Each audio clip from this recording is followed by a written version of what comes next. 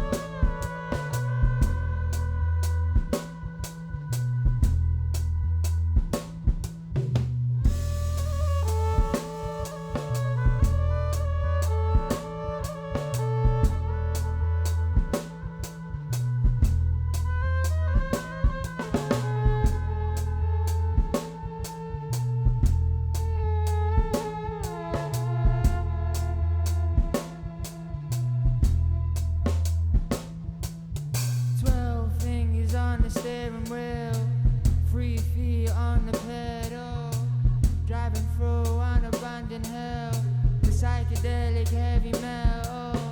A woman's walking by herself, blood is dripping from her leg and from her mouth. Body's on the floor, hand over his mouth. Piles of arms lie outside his neighbor's house.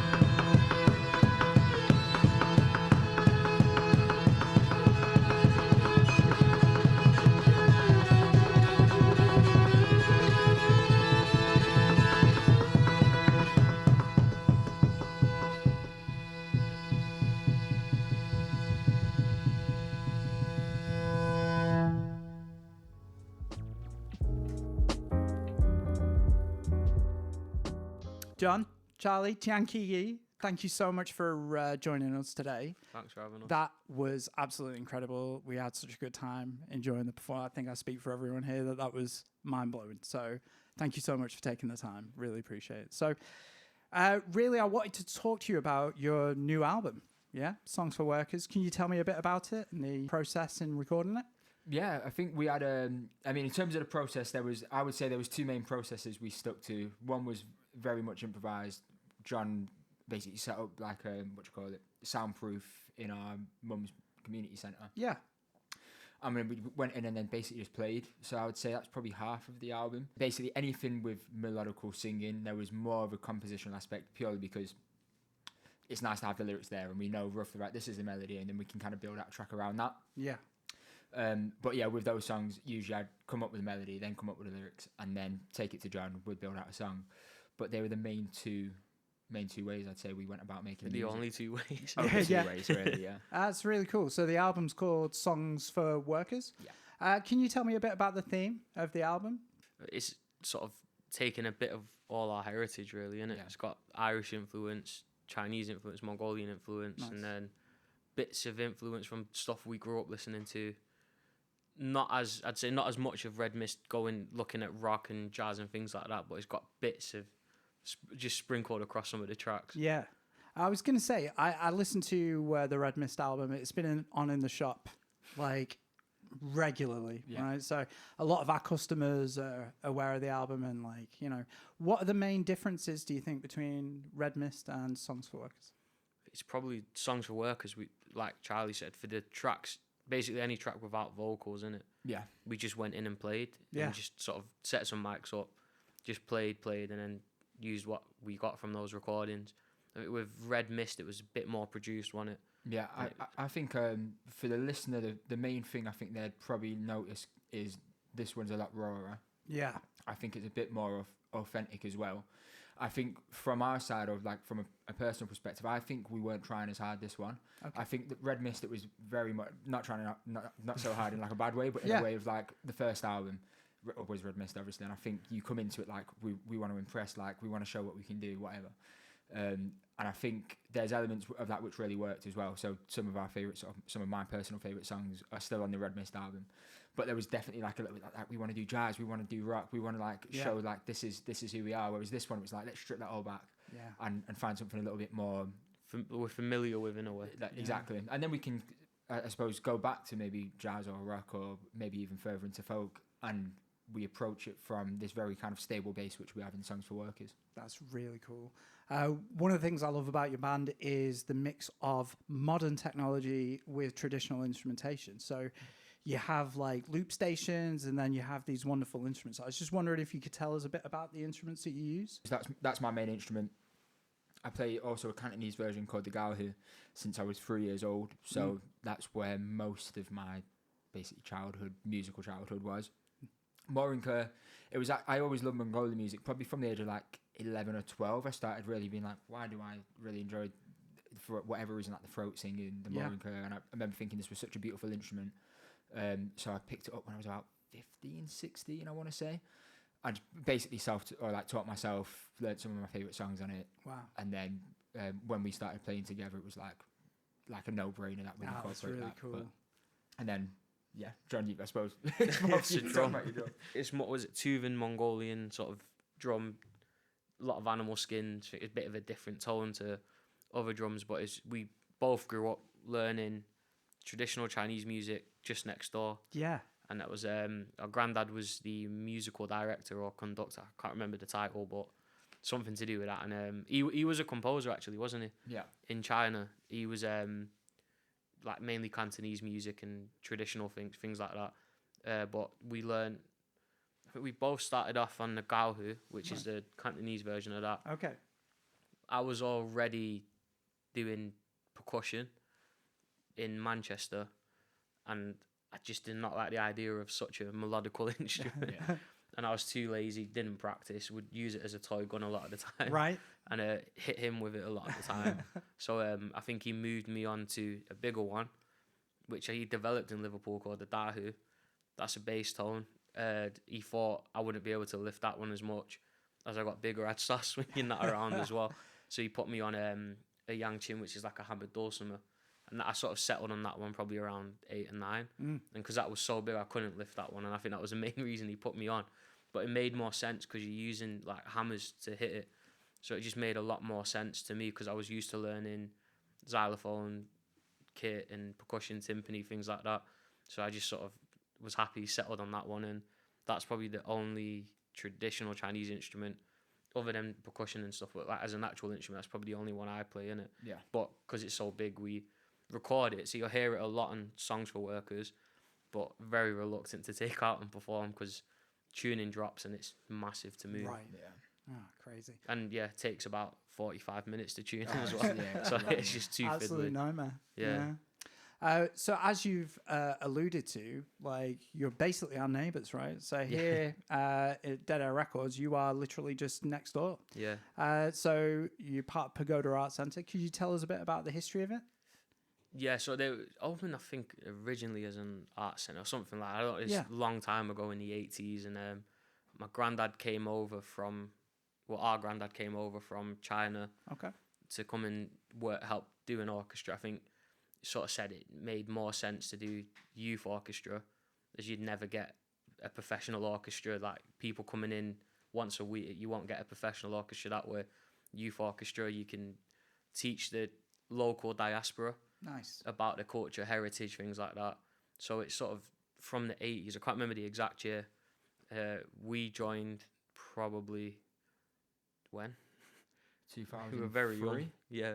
2003 would have been if I was 3 years before, but maybe even 2002. But maybe So we joined very young, but we was more familiar with the music and art side, but they also do like community sort of help and support for people that don't speak English and sort of like what do you call it?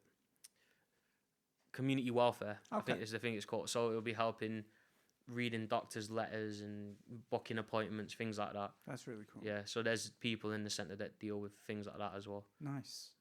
It's great that you're just next door, and there's always the sound like coming down the street, and like it's really cool. It's really cool. Cool. So one of the things I wanted to touch on was when I look at the album, it's Tian Qiyi featuring Jar Wobble, who is your father.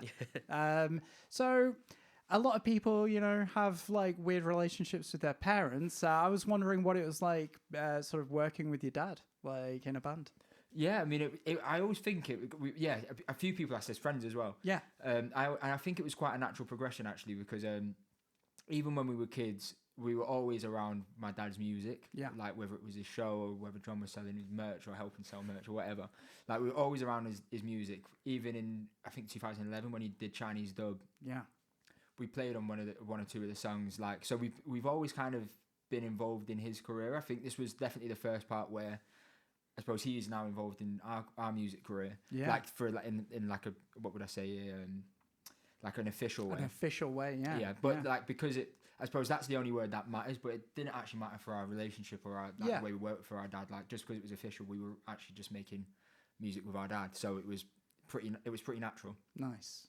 That's really interesting. I don't know if I could make an album with my dad. Let me put it that way. Cool. So can you tell me about like your experiences of Liverpool and the music scene and sort of, how you've been received locally? Yeah, I think in terms of the Liverpool scene, I wouldn't say we're a part of it. Okay. Yeah, I mean, it'd be nice to kind of like dive deeper into it. I think one thing I've noticed about Scousers particularly is like they love like folk music, especially like the Irish music as well. There's obviously like a really strong Celtic, what would I say, like diaspora connection to that kind of, to that type of music and even culture. And that's something we have as well with our dad being Irish blood and Cockneys. A lot of them are Irish blood too. I think we have that kind of feel maybe when it comes to collaborating with other artists. There's obviously the other side to Liverpool where it's a little bit more indie, a little bit more rock. Yeah. Which, like, to be honest, we're not too interested in being a part of. But I think that folk scene is definitely something we want to do more collaborations with and things like that. But yeah, I'm not too sure from like the future perspective if we've really like thought about exactly who we want to work with and this and that. But yeah, I think as a city, obviously we have our connection here with Pagoda Arts. So I'm always up just to see John from like a family perspective. But whenever I'm down, we always do rehearsals here. So we've always had a pretty strong connection to the city. That's really cool. That's really cool. So going forward, you said previously that you've just had the records pressed. And so what's the future? What's happening going forward? Well, now they're pressed, hopefully the vinyls can come out for Songs for Workers. But I think even looking ahead of that, we are looking at different things to do, whether it's a bit more looking into the sort of folk and traditional sort of traditions we had, whether it's looking into Irish folk or Chinese traditional, things like that. Yeah. We're definitely going to look at doing something, maybe just, even if it's just one project aimed just towards that. And then other ideas as well. Yeah. We're thinking of doing an ambient album. Yeah. I could see that working. Yeah. I could really see that working. The problem we have is like we have so many things we could do. So it's like, what's next? And then it's kind of like going right for basically setting a timeline of like, for the next month we're getting this ready, and then the next one, and then the next one, as opposed to like, should we do this or should we do that? I think that's probably the space we're in right now. We already have music kind of ready, or like demo-y ready, so it's like we're never going to struggle with like output or like how many songs we can release. It's just what do we want to say, and timing as well, having it fit in. I think we've already got bits of ambient stuff, bits of traditional stuff, and it's sort of like, right, well, we need to maybe decide which one's first, and then make sure we finish that one, and then so. But I'd say plan is flog as many of these as possible, and then sort the rest out. That's it. Well, look, thank you so much for joining us today. We're just going to keep it really simple. But thank you for joining us. It was awesome to watch. And we'll catch you again soon. Cheers. Thanks. Thanks, Mark.